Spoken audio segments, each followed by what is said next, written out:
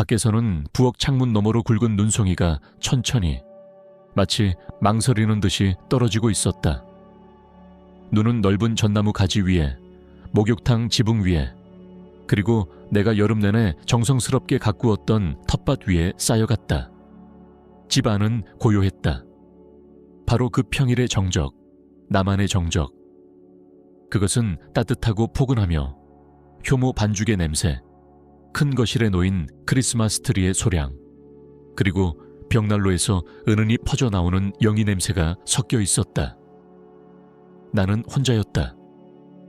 82살의 나이에 평일의 고독은 형벌이 아니라 축복이었다. 이 고요 속에서 나는 내 자신을 들을 수 있었다.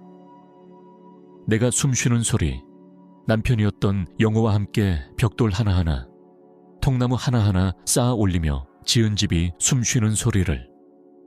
이 집은 내 손짓 하나하나에 반응하며 말을 건넨다. 삐거기는 마룻바닥은 인사를 하고 벽난로는 고양이처럼 포근하게 울어준다. 하지만 곧 이 고요함은 산산이 부서질 것이다.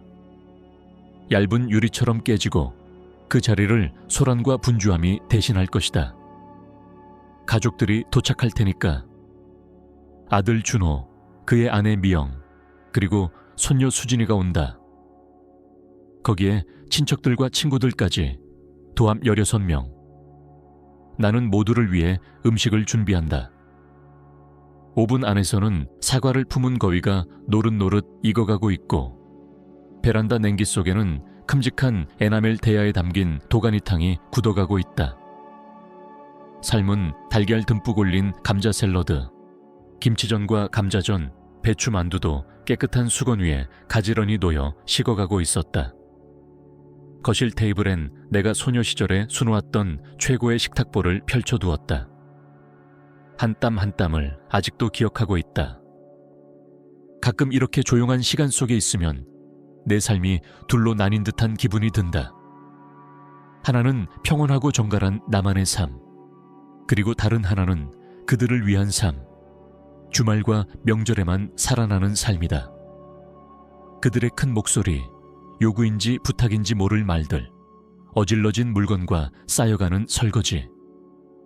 그들이 피곤한 얼굴로 도시로 돌아가는 일요일 밤, 나는 묵묵히 그 자네들을 정리한다. 일주일 전 나는 우연히 미영의 전화 통화를 듣게 되었다.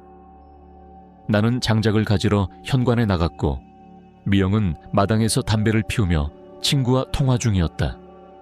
그녀는 거리낌 없이 말했다. 어딜 가겠어. 당연히 시골이지. 노인네가 벌써 다 차려놨어. 거의 공짜 호텔이야. 집밥까지 있는. 노인네라는 말이 뼛속까지 스며드는 차가운 얼음 조각처럼 나를 찔렀다. 엄마도 이경숙 여사님도 아닌 그저 노인네. 하나의 기능, 가구의 일부처럼. 나는 그때 현관문 뒤에서 가만히 서서 내 심장을 느꼈다. 심장은 한 번, 두 번 평온하게 뛰고 있었다. 아무 말도 하지 않고 아무렇지 않은 척 조용히 부엌으로 돌아왔다. 왜냐고? 바꿀 수 없으니까. 그저 내 손녀 수진이만을 생각하며 마음을 다잡았다. 그녀는 유일하게 이 집에 오자마자 먼저 나를 안아주는 아이였다. 그 다음에야 자기의 사랑스러운 사과나무를 보러 달려나간다. 그리고 그들이 도착했다. 브레이크 소리, 문 여닫는 소리, 차가운 바깥 공기와 시끌벅적한 소란이 내 따뜻하고 조용한 집 안으로 몰려들었다. 엄마, 어디 계세요? 손님 받으셔야죠. 준호였다. 내 아들, 55살.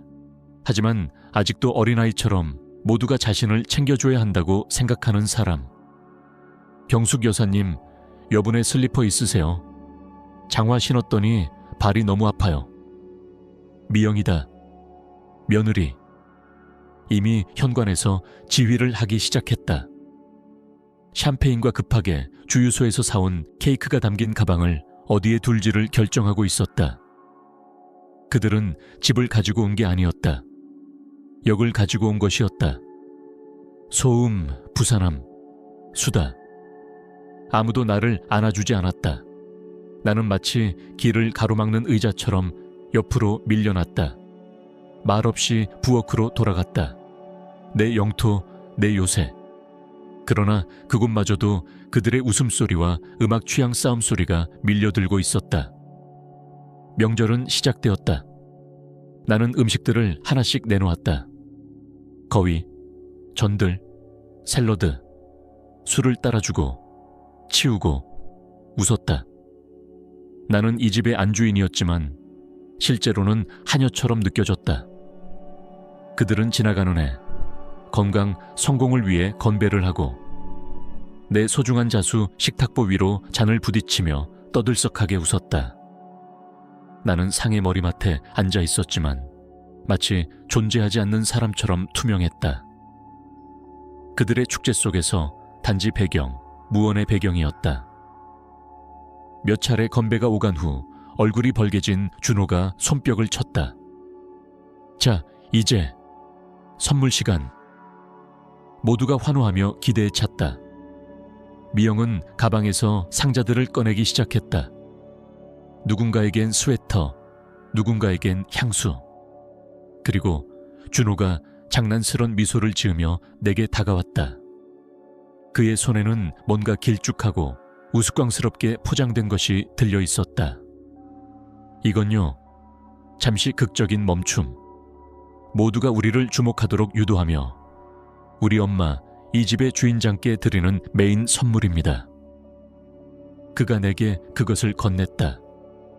아주 가벼운, 거의 무게감이 없는 물건. 나는 그것을 받았다. 포장지가 바스락거리며 벗겨졌고 그 안에는 싸구려 파란 플라스틱 대걸레가 있었다. 누렇게 변색된 천이 끝에 달린 동네 철물점에서 잔돈으로 살 수 있는 물건이었다. 그 추악한 대걸레가 내 무릎 위에 놓였다. 낯설고 흉측하게. 순간의 침묵. 그리고 준호가 말했다. 엄마, 이거요. 제자리를 잊지 마시라고. 그의 말에 거실이 웃음으로 가득 찼다. 그 웃음의 중심에서 준호는 만족스러운 듯 소리내어 웃었고 미영은 입을 손으로 가린 채 비명을 지르듯 깔깔댔다. 사촌 중 누군가는 피식 웃었고 누군가는 민망한 듯 시선을 피했다. 그리고 맞은편에 앉아있던 내 손녀 수진이. 그녀는 아버지를 바라보며 하얗게 질린 얼굴에 눈에는 공포와 수치가 뒤섞인 감정이 담겨 있었다. 마치 그 모욕을 당한 사람이 내가 아니라 그녀였던 것처럼. 그 순간 내 세상은 변했다. 그 순간 거실 안의 소음이며 웃음소리, 유리잔 부딪히는 소리, 모든 것이 갑자기 수면 아래로 가라앉은 듯 멀어지고 흐려졌다. 마치 깊은 물속에서 외부의 소리를 희미하게 듣는 것처럼. 그리고 이어지는 것은 완전한 정적. 내 귓게는 날카롭고 높은 울림만이 남아있었고 온기를 주던 벽난로의 열기가 순식간에 사라졌다. 나는 온몸으로 한기를 느꼈다. 단순한 냉기 따위가 아니었다. 가슴 한가운데서부터 서서히 퍼져나가는 차갑고 무거운 죽음처럼 깊은 냉기였다. 사람들은 고통으로 인해 심장이 부서진다고 말한다. 그러나 내 심장은 부서지지 않았다. 그것은 얼어붙었다. 완전히 단단하게 차갑고 무표정하게 굳어버린 돌처럼. 그리고 그 얼어붙은 심장 속에서 뭔가 또렷한 소리가 들렸다. 딸깍. 마치 오래된 배전반에서 스위치가 꺼지는 소리처럼. 다 꺼졌다. 그들에게 수십 년간 켜져 있던 불빛, 사랑의 빛, 인내의 빛, 희망의 빛이 단숨에 꺼졌다. 나는 대걸레에서 시선을 천천히 떼어 아들의 얼굴을 바라보았다. 그 얼굴에는 기대감이 묻어 있었다. 내가 당황하거나 겉으로만 살짝 기분 나쁜 척하다가 결국은 모두의 분위기에 맞춰 장난처럼 웃어줄 것이라는 기대. 그러나 나는 천천히, 아주 느리게 웃었다. 그 미소는 어색하고 단단했으며 마치 돌 위에 억지로 그려진 그림처럼 굳어 있었다. 고맙다, 준호야. 나는 말했다. 목소리는 차분했고 감정 하나 섞이지 않은 톤이었다. 오히려 살갑게 들릴 정도였다. 나는 자리에서 일어나 대걸레를 들고 천천히 방을 가로질렀다. 움직임 하나하나가 조심스럽고 절제되어 있었으며 품위가 있었다. 마치 오래된 무도회장에서 무용수가 회전하듯. 나는 현관문 옆 구석에 조심스럽게 대걸레를 세워두고 말없이 다시 자리로 돌아와 앉았다. 더 이상 웃는 사람은 없었다. 파티의 소음은 다시 돌아왔지만 내게는 전혀 다르게 들렸다. 이 소리는 평면적이고 얕고 깊이가 없었다. 오래된 텔레비전 화면처럼 입이 움직여도 소리가 의미를 이루지 못하고 공허하게 떠돌 뿐이었다. 사람들의 말은 그저 잡음이었고 웃음소리는 울림없이 흩어졌다. 나는 움직였다. 그들 사이에서. 그러나 마치 내 존재가 공기처럼 느껴지는 유령처럼. 남편 영호의 사촌인 성민이 빈 잔을 내밀었고 나는 말없이 소주를 따라주었다. 그의 아내가 샐러드 접시에 손을 뻗자 나는 조용히 그릇을 당겨 가까이 두었다. 누군가 농담을 하면 미소를 지었고 건배를 올리면 고개를 끄덕였다. 내 몸은 수십 년의 반복으로 이미 익숙해진 움직임대로 행동하고 있었다. 안주인으로서, 헌신하는 어머니로서, 아내로서 그렇게 살아온 시간들이 몸을 움직이게 했다. 그러나 내 내면은, 내 영혼은 모든 것을 멀리서 관찰하고 있었다. 가슴속 차가운 정적 안에서. 그 순간 내 눈은 세월의 단편을 되짚기 시작했다. 수십 년 동안 거절하지 못한 부탁들, 무수한 김장과 저장식품들, 매주 말없이 쓸던 마룻바닥과 설거지통. 나는 그 모든 것을 사랑이라고 여겼다. 가족을 위한 희생이라고 믿었다. 그러나 대걸레 이후 그것은 사랑도 희생도 아니었다. 희생은 존중받는다. 나는 존중받지 못했다. 그것은 그저 철저한 이용이었다. 그리고 그 진실은 마치 외과 의사의 메스처럼 내 마음을 정확히 갈랐다. 내 머릿속에는 오래된 장면들이 너무도 생생하게 떠올랐다. 새해 전 나는 적금으로 모아둔 장례비를 깨서 준호의 자동차 수리비를 마련해 주었다. 그는 그날 몹시 낙담한 얼굴로 와서 말했다. 엄마, 정비소에서 너무 많이 나왔어. 이 차 없으면 나 다리 잘린 거랑 똑같아. 지금 우리 진짜 빠듯하단 말이야. 여름 휴가도 계획 중이고. 나는 이해했다. 항상 이해해왔다. 그리고 아무 말 없이 돈을 건넸고 그해 겨울 나는 낡은 코트를 꿰매 입었다.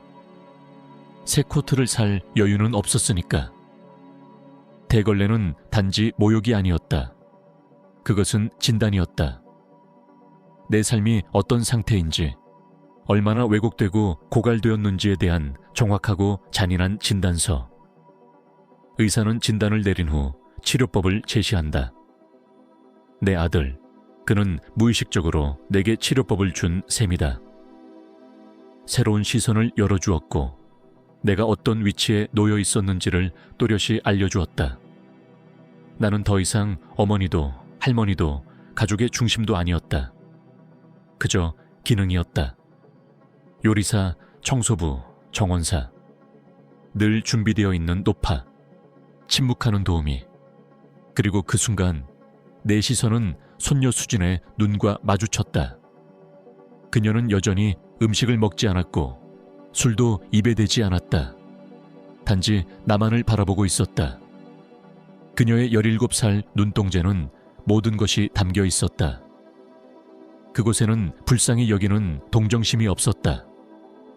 대신 순수하고 불타는 정의감이 있었다. 자신의 부모를 향한 수치심, 그리고 나를 향한 미안함이 가득했다. 그 눈빛은 마치 이렇게 말하고 있었다. 할머니, 제가 다 봤어요. 다 알아요. 그 시선은 마지막 한 방울의 용기를 내게 주었다. 고맙다, 수진아. 너는 봤구나. 너는 알아주었구나. 그 눈빛이 내 안에 마지막 강철 한 조각을 더해 주었다. 벽에 걸린 오래된 시계, 영호가 생전에 쓰던 뻐꾸기 시계가 11시 30분을 알렸다. 사람들이 분주해졌다. 대통령 신년 메시지, 샴페인은 차가운지, 컵은 다 준비됐는지. 나는 조용히 초침이 움직이는 소리를 들었다. 그리고 그 초침은 내게 속삭이고 있었다.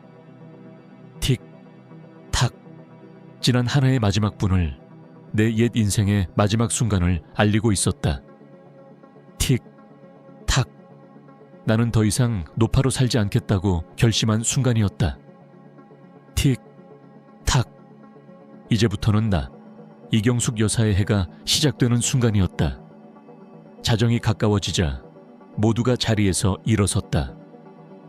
손에는 샴페인 잔을 들고 텔레비전 속에서 흘러나오는 종소리를 기다리며 서로의 얼굴에는 의례적인 웃음이 번져 있었다. 첫 번째 종소리. 나는 그대로 앉아 있었다. 두 번째 종소리. 나는 천천히 시선을 트리에 고정한 채 샴페인 잔을 들었다. 세 번째. 차가운 유리잔이 손가락을 얼얼하게 만들었다. 네 번째, 다섯 번째, 여섯 번째. 종소리 하나하나가 내 등을 곧게 펴고 어깨를 펼치게 만들었다. 10번째, 11번째, 마지막 12번째 종소리가 울리자 거실 안은 새해 복 많이 받으세요 라는 환호성과 잔 부딪히는 소리로 가득 찼다. 그러나 나는 그 소리 속에서 천천히 일어섰다. 나의 등이 곧게 펴졌고 턱은 살짝 올라가 있었다. 손에는 아직 한 모금도 마시지 않은 샴페인이 들려 있었다. 다른 이들의 축제는 끝났고 나의 새로운 해가 막 시작되었다. 소란스러운 환호와 인사가 한풀 꺾이자 준호가 내 쪽으로 몸을 돌렸다. 얼굴에는 아직까지도 들뜬 미소가 남아 있었고 그는 마치 사령관이 전장을 바라보듯 손으로 식탁을 가리키며 말했다. 자, 이제 우리 집안의 어른, 어머니께서 한 말씀 하셔야죠. 엄마, 새해 첫 건배사 부탁드립니다. 그는 능청스럽게 윙크를 하며 모두의 시선을 내게로 이끌었다. 사람들은 조용히 기대하는 눈빛으로 나를 바라보았다. 그들에게 나는 이 자리에 반드시 존재해야만 하는 장식품 같았다. 모두가 익숙하게 기다리는, 항상 부드럽고 따뜻한 말을 건네고 축복을 주는 그런 인물. 나는 잔을 살짝 들어올렸다. 방 안은 금세 조용해졌다. 16명의 사람들, 심지어 술에 취한 이들까지도 내 입에서 나올 한마디를 기다리며 나를 바라보았다. 여러분 모두 새해 복 많이 받으세요. 내 목소리는 맑고 단호하게 방 안을 가득 채웠다. 떨림도 망설임도 없었다.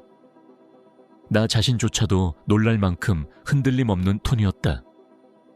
나는 말 한마디 한마디를 정확히 내뱉었다. 나는 올해를 몇 가지 변화와 함께 시작하려 합니다. 짧은 침묵이 흘렀다. 말이 공기 중에 가라앉고 사람들의 표정에는 예의 있는 호기심이 떠올랐다. 첫 번째 결심은 제 재정 건강을 위한 것입니다. 준호야, 그동안 내가 매달 보내주던 돈, 이제부터는 보내지 않을 거야. 너희 둘이 잘 해낼 수 있으리라 믿는다. 준호의 얼굴에서 미소가 사라졌다. 아니, 정확히 말하자면 그 미소는 깨졌다. 깨진 조각이 얼굴 위에 우스꽝스럽게 붙어있는 듯한 모양새였다. 그는 눈을 깜박이며 내가 무슨 말을 했는지 확인하려는 듯 했다. 그의 옆에 앉은 미영은 입을 반쯤 벌린 채로 얼어 있었고 얼굴은 하얗게 질려 있었다. 그녀는 무언가 말하려 했지만 나는 말을 이었다. 그들에게 더 이상 설명할 필요가 없었다. 두 번째 결심은 제 삶의 무게를 줄이는 것입니다. 이 집과 이 땅은 이제 저에게 너무 버겁습니다. 이 모든 걸 혼자 감당하기엔 제 나이가 많지요. 그래서 부동산 중개인과 이야기를 나누었고 나는 거짓을 섞었다. 사실 어떤 중개인과도 이야기를 나눈 적은 없었다. 그러나 내 목소리에는 확신이 있었고 그 확신이 거짓을 진실처럼 만들었다. 한 건설사에서 이 땅과 집에 큰 관심을 보이고 있습니다. 좋은 조건으로요. 저는 그들의 제안을 받아들이기로 결정했습니다. 저 자신은 도시의 작은 아파트로 이사할 겁니다. 병원도 가깝고 관리도 쉬우니까요. 나는 주변을 둘러보았다. 공포와 충격이 섞인 얼굴들이 나를 둘러싸고 있었다. 그리고 마지막으로 아들과 며느리를 바라보며 말했다. 너희에게는 구정을 기준으로 딱 2주일이 주어진다. 그 안에 이 집에서 가져가고 싶은 개인 물건은 전부 정리해 두도록 해라. 방 안은 완전한 침묵에 휩싸였다. 밖에서는 눈이 계속 내리고 있었고 나는 그 고요 속에서 눈송이가 떨어지는 소리조차 들릴 수 있을 것만 같았다. 완전한 침묵. 그 침묵은 길지 않았다. 아마 10초 정도였을 것이다. 그러나 그 10초 안에 모든 축제의 기운은 꺼져버렸다. 그 순간을 미영의 비명이 깨뜨렸다. 뭐라고요? 그럴 수 없어요. 이걸 판다고요? 그럼 내 작약은요? 내가 3년을 정성껏 키운 건데. 그럼 목욕탕은? 준호 씨, 뭐라고 좀 해봐요. 그녀는 준호의 소매를 움켜잡았고 준호는 창백해진 얼굴로 나를 바라보았다.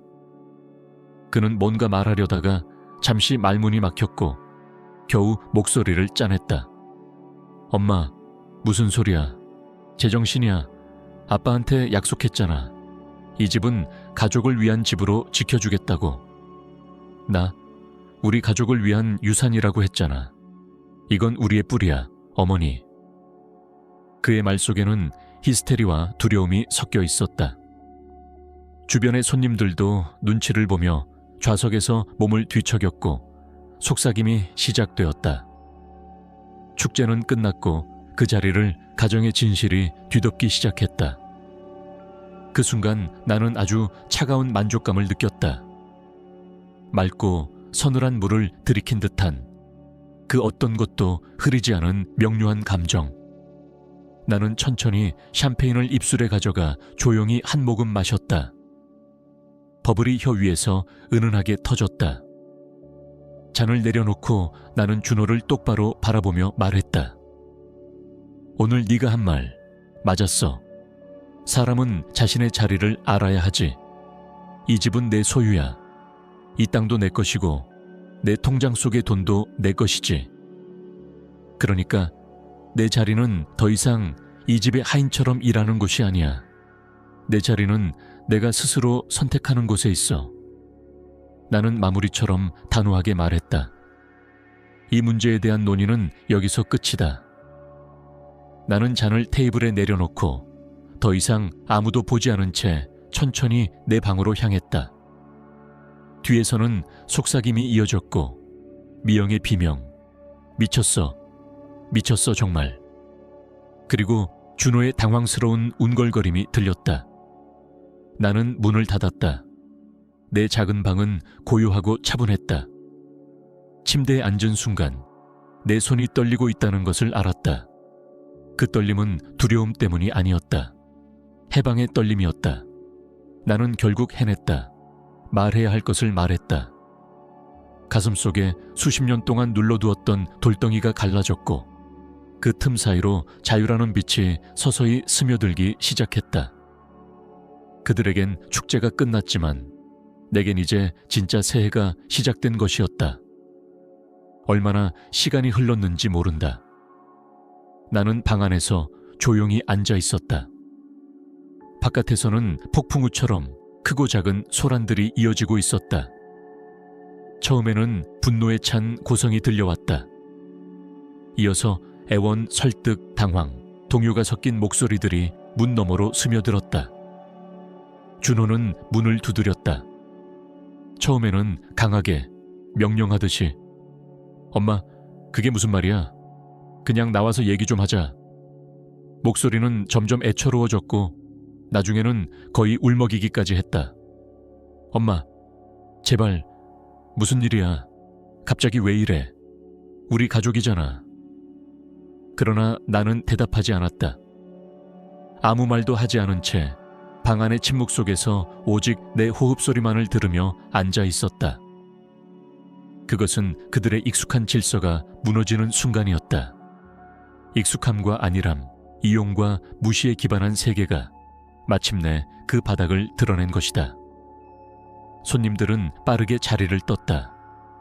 축제가 갑작스럽게 붕괴되자 누구도 남아 이 불편한 상황의 목격자가 되려 하지 않았다. 일부는 조용히, 일부는 허둥지둥 떠났다. 커다란 웃음과 흥겨운 인사를 나누며 도착했던 그들이 마치 도둑처럼 말없이 도망치듯 채 올라타 떠나갔다. 그리고 곧 그들은 짐을 싸기 시작했다. 2주간 여유를 두고 정리하라 했지만 그들은 그날 밤 당장 움직이기 시작했다. 아니, 여유롭게 정리하는 것이 아니었다. 그건 탈출에 가까웠다. 그들의 움직임은 조급하고 분노에 차 있었으며 지극히 감정적이었다. 서랍이 열리는 소리, 문이 쾅쾅 닫히는 소리, 상자가 어딘가에 떨어지는 소리. 나는 방 안에 앉아 그 모든 소리를 듣고 있었다. 그들의 말다툼도 들렸다. 미영의 쉰 목소리가 준호를 향해 퍼부었다. 다 너 때문이야. 그 멍청한 대걸레. 이제 정말 끝이야. 당신 진짜 제정신이었어. 준호도 물러서지 않았다. 네가 먼저 그 얘기 꺼냈잖아. 어머니를 제자리에 앉혀야 한다고 말한 건 너였잖아. 웃기라고 한 건데 뭐가 문제야.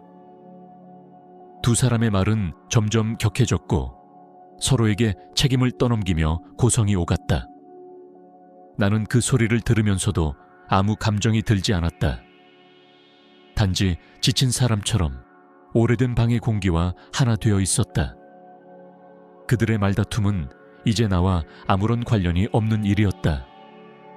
마치 낯선 사람들의 다툼처럼 멀게만 느껴졌다. 몇 시간 후 집은 다시 조용해졌다. 현관문이 쾅 닫히고 차바퀴가 눈 위를 긁고 지나가는 소리가 났다. 그들은 떠났다.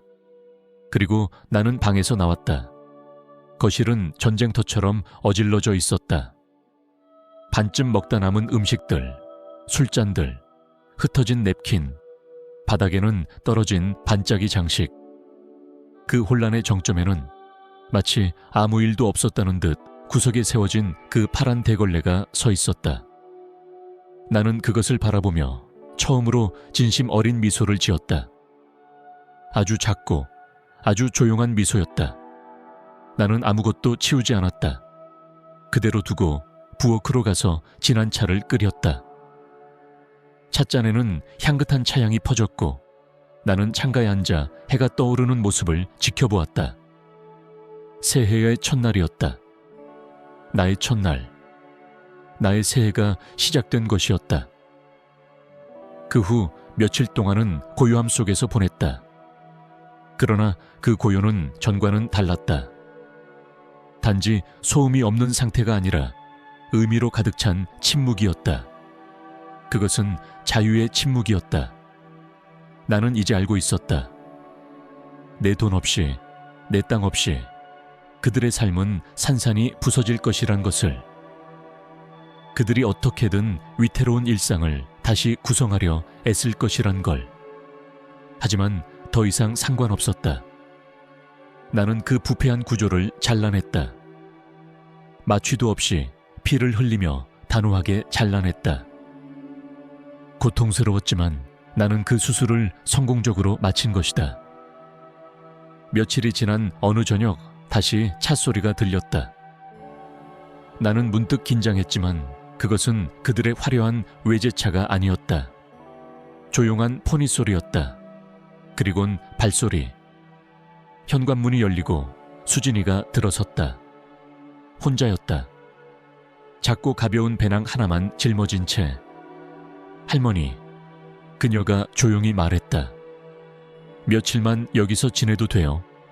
그리고 그녀는 나를 꼭 껴안았다. 나는 그 포옹에서 내 마음속 마지막 얼음이 녹는 것을 느꼈다.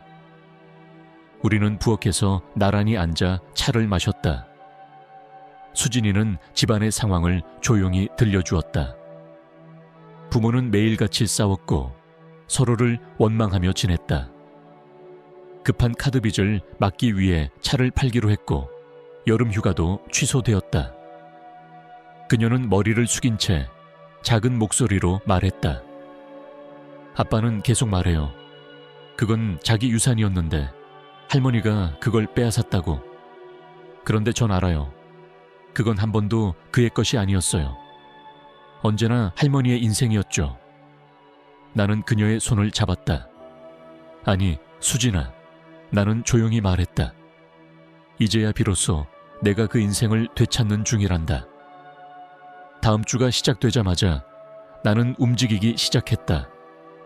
사실 그 집을 팔 계획은 없었다. 그 말은 내 자유를 위한 메스였고 내 권리를 선포하기 위한 방패였을 뿐이었다. 그러나 이제는 진짜 변화의 시간이 왔다. 더 이상 그들의 삶을 위해 사는 삶이 아니라 나 자신을 위한 일상이 필요했다. 우선 나는 이제 보내지 않아도 되는 40만 원으로 내가 오랫동안 미뤄온 일부터 했다. 동네에 말수가 적고 손재주가 좋은 사내 정수 아저씨를 불렀다. 그는 말없이 낡은 처마를 손보고 오래된 마당 울타리를 새로 다듬고 겨울을 날 땔감도 모조리 쪼개어 놓았다. 나는 그의 일에 정당한 대가를 지불했다. 그 어떤 가족보다도 훨씬 정직하고 깨끗한 교환이었다. 그건 돈으로 살 수 있는 편안함이 아니라 존중을 바탕으로 한 거래였고 나는 그 작은 균형에서 오래 잊고 있던 인간적인 안도감을 느꼈다. 그 다음으로 나는 예전 대학 친구 수재에게 전화를 걸었다. 그녀도 나처럼 혼자 지내는 과부였고 도시에 있는 답답한 아파트에서 외롭게 살아가고 있었다. 수자야, 나는 수화기를 붙잡고 조용히 말했다. 우리 함께 살래? 여기 공기도 좋고 마당도 있고 자리도 넉넉해. 우리 같이 늙어가면서 꽃도 가꾸고 여름엔 마당에서 수박도 먹고 겨울엔 따뜻한 방에서 차도 마시고 그렇게 지내보지 않을래? 한참의 침묵. 그리고 그녀는 갑자기 울기 시작했다. 오래 묵은 외로움이 터져 나오는 듯한 눈물이 수화기 너머로 들렸다. 그리고 얼마 후 그녀는 짐을 꾸려 시골로 내려왔다. 그리고 마당 한켠에 짐을 내려놓고 내 손을 꼭 잡았다. 우리가 다시 함께 살게 된 건 젊은 시절의 장난스러운 동거가 아니라 서로의 노년을 의지하며 지켜줄 따뜻한 약속이었다. 집안은 다시 살아났고 이번에는 전혀 다른 온기였다. 정막 속에 사람의 숨결이 섞이고 서로를 배려하는 대화가 오갔다. 나는 이제 누군가를 위해 무조건 희생하는 사람이 아니었다. 대신 서로를 이해하고 존중하며 살아가는 동반자가 생긴 것이었다. 그리고 어느 날 나는 스스로에게 선물을 주었다. 아주 작고 정갈한 물건. 은으로 만든 조그마한 종이었다. 가볍고도 맑은 소리를 내는 종. 나는 그것을 부엌 창가에 놓았다. 수자가 정원에 나가 있고 내가 그녀를 부르고 싶을 때 나는 그 종을 조용히 흔든다. 딸랑. 그 소리는 누군가를 다그치는 명령의 소리가 아니라 조용히 청하는 요청의 소리였다. 그 소리는 과거의 대걸레와는 전혀 다른 의미를 지녔다. 강요가 아니라 존중의 증표였다. 우리가 늙어가는 동안 나는 이 종의 소리를 가장 아름다운 대화의 시작으로 여겼다. 계절은 천천히 바뀌었고 드디어 여름이 왔다. 마당은 온통 꽃으로 뒤덮였다. 미영이 두고 간 작약은 아무 일 없다는 듯 화려하게 피어올랐다. 마치 그들의 추한 말과 행동이 이 꽃들에 닿지 못했다는 듯. 나는 그 꽃들을 가꾸었다. 하지만 더 이상 그들을 위해서가 아니었다. 이젠 나를 위해, 내 하루하루의 기쁨을 위해 가꾸는 꽃이었다. 여름 어느 날 수진이가 다시 왔다. 학교를 마치고 방학을 맞아온 그녀는 이제 한결 어른스러운 얼굴을 하고 있었다. 우리는 함께 마당을 걸었다. 나는 그녀에게 덩굴장미 가지를 어떻게 묶는지 가르쳐 주었다. 귀한 품종이라 손이 많이 가는 장미였다. 그녀는 내 말에 집중하며 고개를 끄덕였고 그 손끝에는 나보다 더 섬세한 감각이 담겨 있었다. 그 시각 베란다 한쪽에는 새로 산 큰 이젤이 놓여 있었다. 고급스러운 나무 틀, 단단한 고정장치, 넓은 화폭. 그건 내가 수진이의 성적표를 보고 선물한 것이었다. 그녀는 마당의 풍경을 그리고 있었고 그 그림에는 따뜻한 색과 고요한 햇살, 그리고 이 집의 숨결이 담겨 있었다. 나는 조용히 그 옆에 서서 그녀가 붓질하는 모습을 바라보았다. 눈부신 오후의 햇살 속에서 우리는 아무 말 없이 각자의 삶을 그리고 있었다. 그날 이후 나는 대걸레를 다시 본 적이 없다. 정수 아저씨가 그 물건을 처음 와서 벽난로에 태워버린 것이다. 한 조각의 흔적도 남기지 않고. 수진이는 그림을 그렸고 수자는 흔들의자에 앉아 낮잠을 자고 있었으며 나는 창가에 앉아 정원을 바라보았다. 그 정원은 더 이상 의무나 헌신의 상징이 아니었다. 그 정원은 내 기쁨이었고 내 존재의 확장이었으며 내가 마침내 되찾은 삶의 일부였다. 나는 그 순간 생각했다. 준호가 내게 준 그 잔인한 선물은 사실 열쇠였다. 그가 내게 내 자리를 알려준 것이 아니라 내가 나 스스로 나올 수 있도록 문을 열어준 열쇠. 그리고 그 문 너머에는 아직 살아 숨쉬는 진짜 삶이 기다리고 있었다. 나는 더 이상 도구가 아니었다. 기능도 아니었고 유산도 아니었다. 나는 이 집의 주인이었고 내 운명의 주인이었으며 조용하지만 강한 나만의 왕국의 여왕이었다. 그리고 이 고요함, 이 울릴 듯 맑은 침묵은 오직 내가 내 목소리를 되찾았기에 가능했던 것이다. 아주 오랜 시간이 걸렸지만 나는 결국 내 삶을 다시 안아올렸다. 아주 단단하게, 아주 따뜻하게. 지금 이 순간 나는 부엌 창가에 앉아 있다. 찻잔에서는 따뜻한 증기가 피어오르고 바깥 정원에서는 장미꽃이 햇살을 머금고 조용히 피어있다. 창문을 조금 열어놓으니 벌들이 꽃 사이를 밭비워가며 낮은 윙윙 소리를 내고 그 소리조차도 내게는 음악처럼 들린다. 수진이는 여전히 베란다의 이젤 앞에 앉아 무언가에 집중하고 있다. 그녀의 붓끝은 정원을 따라 움직이고 화폭 위에 생명이 담긴다. 그 모습은 말로 다 표현할 수 없는 기쁨이었다. 내가 가꾸어온 이 정원, 내가 지켜온 이 집, 그리고 내가 되찾은 이 삶이 그녀의 그림 속에 온전히 담겨 있다는 사실만으로도 나는 충분히 행복했다. 수자는 내 곁에서 조용히 실을 감고 있다.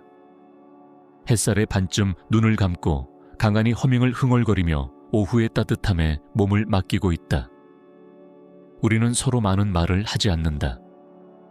말 대신 나누는 평온한 기운, 짧은 눈맞춤, 차를 따라주는 손길, 그런 사소한 제스처들이 우리가 얼마나 서로를 존중하고 아끼는지를 말해준다. 젊은 시절의 우정은 열정과 웃음이었다면 지금의 동행은 이해와 침묵, 그리고 믿음이었다. 이 집은 이제 더 이상 누군가의 피곤한 일상을 떠맡는 공간이 아니라 나와 내가 선택한 사람들을 위한 고요한 안식처가 되었다. 그리고 어느 날, 아주 조용한 날이었다. 햇살도 바람도 모든 것이 가만히 쉬는 듯한 그런 오후. 나는 작은 은종을 울렸다. 수자는 웃으며 고개를 들었고 수진이도 고개를 들어 나를 보았다. 차 마시자 나는 말했다. 수진이는 붓을 놓고 천천히 걸어왔다.